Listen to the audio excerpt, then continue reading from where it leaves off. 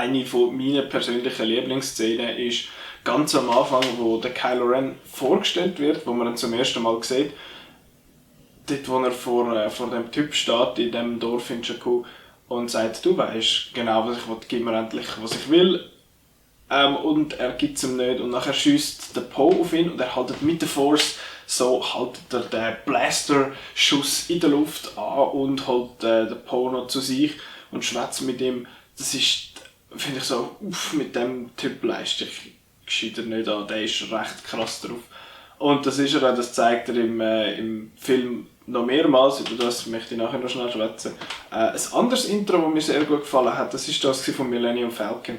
Dort, wo der John Boyega, bzw. der Finn und Rey von so einer Explosion davon säckeln und der Finn findet so, nehmen wir doch das Schiff dort, was ist mit dem? Und sie finden, das ist Abfall, das ist Garbage.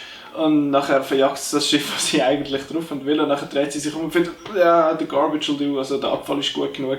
Und dann rennen sie drauf und das ist der Millennium Falcon. Und im Kino, wo ich ihn zuerst mal schaue, sind die Leute ausgerastet und anfangen zu applaudieren und sind sich so gefreut, um den Millennium Falcon wieder zu sehen. Ich habe so ein cleveres Intro gefunden, so cool, um das erste Alte sozusagen von der Originaltrilogie wieder einzuführen. Wirklich, wirklich clever gemacht. Kurz darauf kommt aber eine erste Enttäuschung für meinen Teil und das ist, weil ich The Raid gesehen habe, beziehungsweise The Raid und The Raid 2. Das sind zwei von den besten Actionfilme, die es gibt, wahrscheinlich auch von den letzten 10 Jahren. Und dort hat es zwei Schauspieler, die bei Star Wars The Force Awakens jetzt auch vorkommen und wo die gecastet worden sind. Ich fand, geil, es gibt sicher coole so Laserschwert-Choreografie, Schlägereien, aber so. Aber nichts war. Sie kommen kurz vor, sagen irgendwelche 2, 3 Sachen und nachher werden sie von diesen komischen Kugeltentakelmonster gefressen.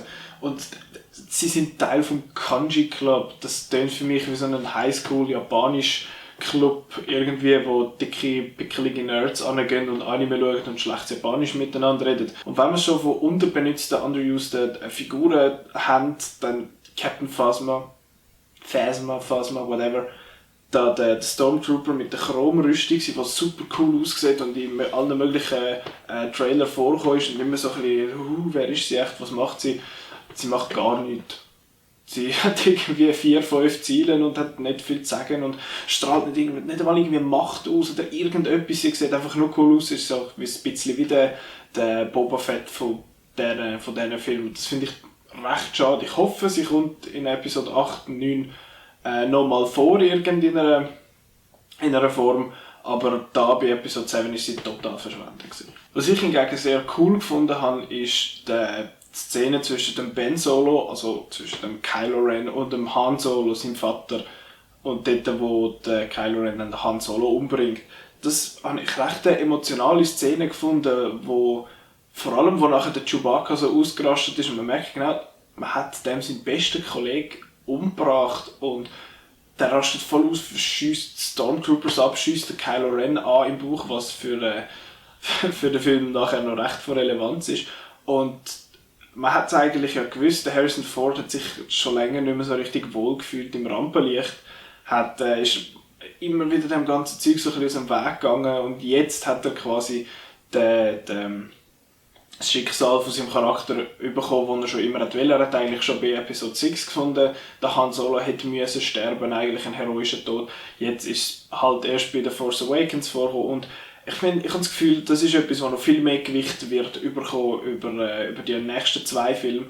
Aber jetzt für den ist es auch wieder recht schnell übergangen worden. Man hat sich gar nicht so wirklich viel Zeit genommen für das, weil es muss gerade sofort das Nächste passieren und das Nächste muss kommen.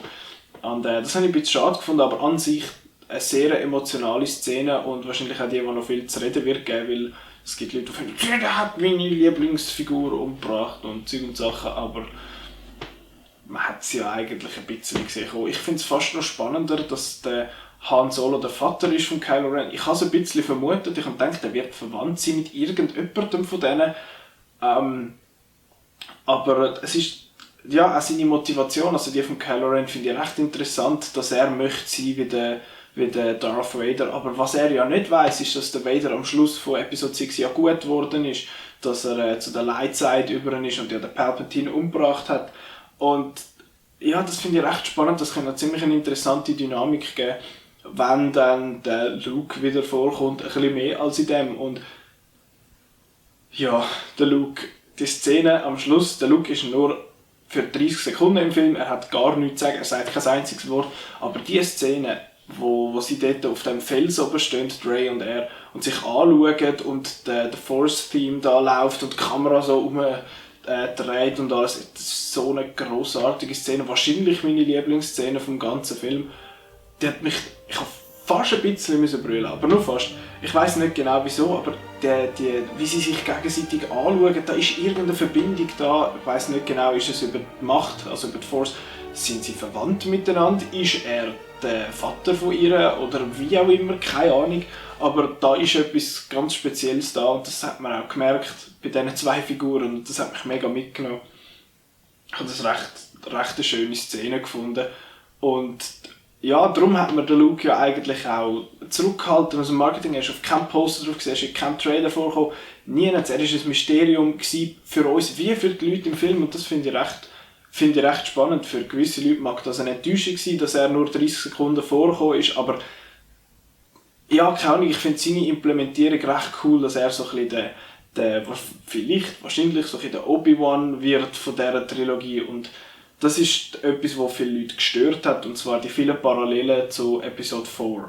Und zwar ist dort die ganze Struktur von The Force Awakens wirklich sehr ähnlich. Du hast quasi einen Death Star wie in der Originaltrilogie, also im Originalteil, das mal heisst einfach Starkiller Base. Dann du hast so ein bisschen die Luke-ähnliche Figur, und das ist Rey. Du hast so ein bisschen die Han-ähnliche Figur, das ist für mich so ein bisschen der Poe.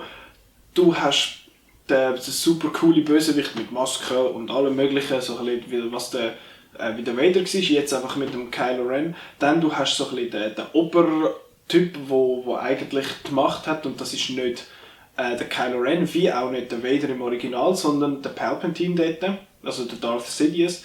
Jetzt in diesem Teil ist es der Supreme Leader Snoke. Über ihn wissen wir ja noch gar nicht und ich bin Gott froh gewesen. Hat sich herausgestellt, dass das nur ein Hologramm ist, was sie dort sehen in diesem Tempel, und dass der Typ nicht wirklich 20 Meter groß ist. Auf jeden Fall hat es mega viele so Ähnlichkeiten und mich hat jetzt das nicht so gestört, weil ich habe den Film an sich super gut gefunden und es hat alles funktioniert, so wie es hätte sollen. Aber teilweise hat es mich schon ein bisschen gefühlt und so gefunden, okay, das sieht ein bisschen aus wie so ein bisschen ein Rip-Off, also so ein bisschen ein Abklatsch vom Original, aber mit dem hatte ich jetzt nicht ein riesen Problem gehabt. Ja, das war mein kleiner Spoiler-Tag zu Episode 7, Star Wars The Force Awakens. Was habt ihr zu sagen zu diesem Film? Was war eure Lieblingsszene? Welche Szene habt ihr nicht so gut gefunden?